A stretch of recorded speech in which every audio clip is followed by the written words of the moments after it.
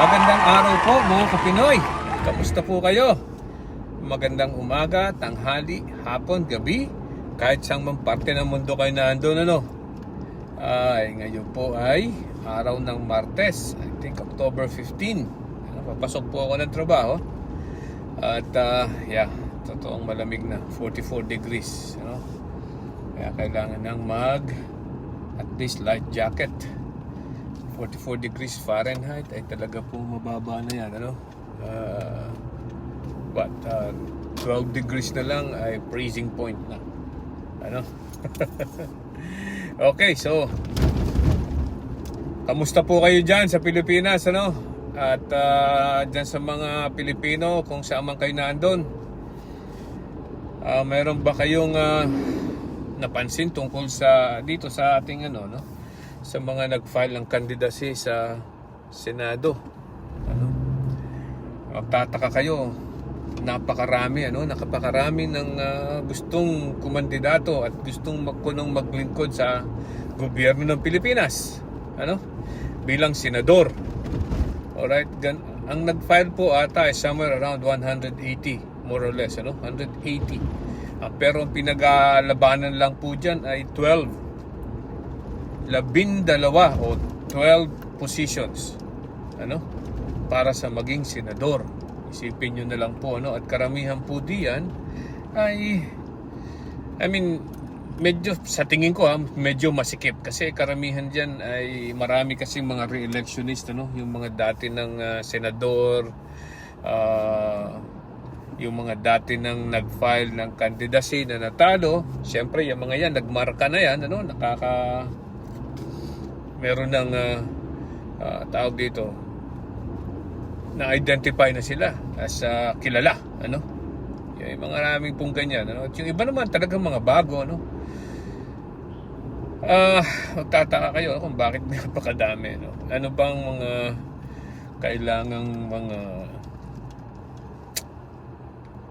qualifications para kumandidato bilang senador, 5 lang ata yan, Unang-una, kailangan natural born citizen, 35 years of age. Pwede silang makakabasa at makakasulat, registered voter, at ang pahuli ay nakatira sa Pilipinas for the past 2 years before the election. So medyo madali pong makumpleto yung mga ganyang qualifications, sa 5 yun. Natural born citizen, 35 years of age at the time of election, able to read and write, registered voter ng Pilipinas, at yung pahuli ay ang sinabi natin ay nakatira dapat at the time of nakatira sa Pilipinas ng 2 taon bago mag-eleksyon. So, natural, napakarami po ang pupwede magkumandidato dyan, so, sabi ko naman, well, talagang kung yun ang choice nila, gusto nilang kumandidato, basta kumpleto yung kanilang qualifications na yun, well and good, tatanggapin niya ng COMELEC.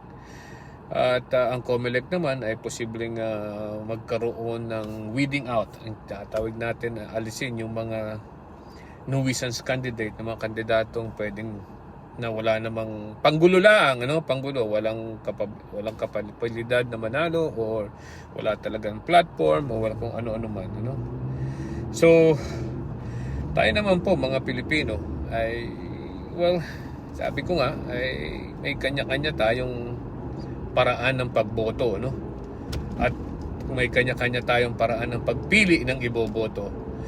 Pero sabi nga natin ay respect natin ang opinion o choice ng mga tao, well, tama naman po 'yun, i-respect natin ang opinion o kung ano man ang pagpili ng mga tao. Pero alam niyo po ay mali, hindi ata po pwede yan dito sa pagpili ng mga kandidato, Pwede po yan, kunyari sa pang-araw-araw nating pamumuhay, katulad ng, for example, gusto ninyo ng kaldereta, ano? Pero iba't iba pong klase ng kaldereta. Merong kalderetang baboy, may kalderetang kambing, may kalderetang baka. Ano? Gusto ko kalderetang kambing, yung iba naman gusto ay kalderetang baka. Well, we can respect each other's opinion, ano? Kung yan ang choice natin, well and good. Ano? Walang mawawala dyan. Kung hindi ang maapektuhan ay mga pansarili natin, ano? Yun lang ang kung anong tayo, pang sariling kapakanan natin na maapektuhan, ano? Pero pagdating po sa pagboto, ay siguro naman po ay kung maaari ay pag-isipan nating mabuti ang sinong pipiliin natin, ano? Dahil ang atin pong pipiliin at yung pong pipiliin natin ay makamanalo, ang maapektuhan po niyan hindi lang kayo, no? Kundi lahat ng Pilipino, ano? Pati yung mga hindi bumoto diyan. So kung tayong mga Pilipino, ang mga botante ay nabudol ng isang kandidato na alam naman natin na walang kredibilidad, walang kapasidad para maging na trabahuhin, na gumawa ng kanyang trabaho bilang senador, ay at ang gusto lang ay yung magpayaman at magkaroon ng power sa gobyerno, lahat po ng taong Pilipino ay maapektuhan pag yan po ay nanalo. Ano? Hindi lang yung mga taong bumoto, kung hindi buong Pilipinas, lahat, pati yung mga hindi bumoto, maapektuhan, ano? So, sa tingin ko po ay dapat nating pag-isipang mabuti kung paano tayo pumipili ng ating mga kandidato. Ano? Mga kandidato na mamumuno sa ating bansa. Okay? So, tingnan natin, ano? Kaya nga po, palagi kong nasasabi sa inyo, no, na ang pag-asenso ng ating bayan ay nagsisimula sa tamang pagpili ng mga taong gustong manungkulan sa ating gobyerno, no? Pag tama po ang taong 'yon, ang pagpinili natin ng karamihan o ng mga Pilipinong bumoto, pag tama ay di gaganda ang ating gobyerno, no? So kailangan din po na ang ating mga binoboto ay may kredibilidad na mamuno sa ating bayan, ano? Ano yung ibig ko sabihin niya ng kredibilidad? Kung yan ba'y may karakter, yan ba'y mapagkakatiwalaan, yan ba ay honest, ano? Na hindi po sasamantalahin ang kanyang power at ang mga pera ng gobyerno na pinagkakatiwala sa kanya, ano?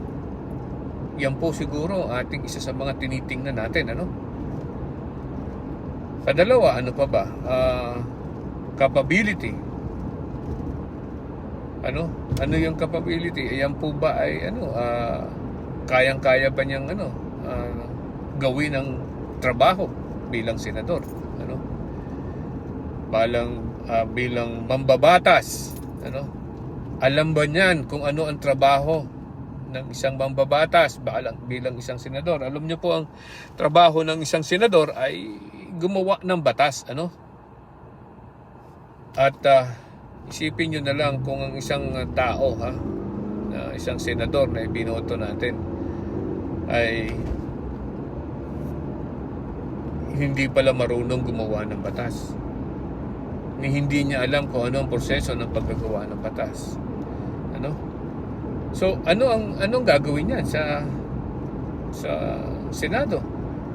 Mag-hire o mag-i-empleyo ng isang marunong gumawa ng batas.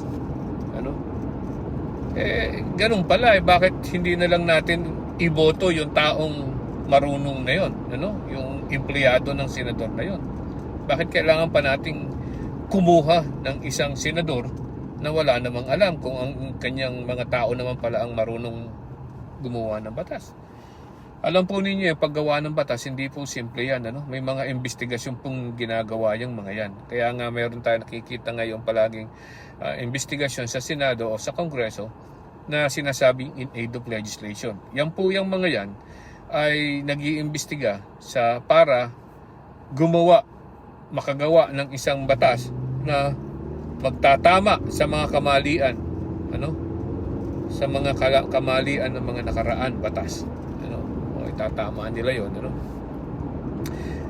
Trabaho din po niya magawa ng i-approve ang treaty na ginawa ng presidente, Trabaho din po yan. Kung hindi niya po alam kung paano gumawa ng treaty, kung yan bang treaty na yun makakaayos, sayang lang ang pera nating binayad diyan sa senador na yan, Yan din po mga yan ang lumalabas o mag-aaktong judge o huwes sa isang impeachment court. For example, ini-impeach po ang presidente or vice president or Supreme Court Justice. Right? Isipin nyo na lang po, imagine niyo yung mga taong yan magsusuot ng robe, at aaktong judge. Sus Mariosep, tingnan nyo na lang kung ang isang bobong senador ay umaktong huwes. My gosh. Isang huwes na hindi alam ang kahit paggawa lang ng batas ay hindi alam, di ba? Sipin nyo na lang yung mga ganyan. So ang iniisip ko po, ang lagi ko po sinasabi ay ingatan natin ang ating karapatan ng pagboto at gamitin po natin ang tama. Ang pagkakamali ng pagpili ay maaari pong makakaapekto sa hindi lang sa sarili nyo, kung hindi po sa buong bansa. Ayaw ko pong sisihin ang mga Pilipino dahil marami po talagang kandidato na talagang marunong mambudol, nagpapakita na sila ay mababait, sila ay may karakter, sila ay may kapabilidad para gumawa at bilang senador. Pero isipin po natin, hindi po tayo dapat tumingin lang at makinig sa sinasabi nila. Kailangan po nating busisiin kung ano ang klaseng tao sila. Huwag po tayo maniwala sa sinasabi nila. Pakinggan natin at tanungin natin. Tanungin natin sila kung ano ang kanilang kakayahan at tanungin natin kung sila ba ay mapagkakatiwalaan at sarili natin, tingnan natin sila. At kung pagkatapos po at ibinoto nyo sila at tulugan naman pong nagtiwala kayo sa kanya, pero sa loob ng kanyang termino ay hindi naman po niya nagawa ang kanyang ipinangako at ang kanyang obligasyon gawin yung kanyang mandato, ay sa susunod naman po, wag na po natin silang iboto. Dahil pag po nagpaloko na naman tayo, ay sobra na pong katangahan yun. Hindi na po cute. Hindi na po cute yun. Sobrang katangahan na yan kung iboboto pa natin uli yung mga taong nanloko na sa atin.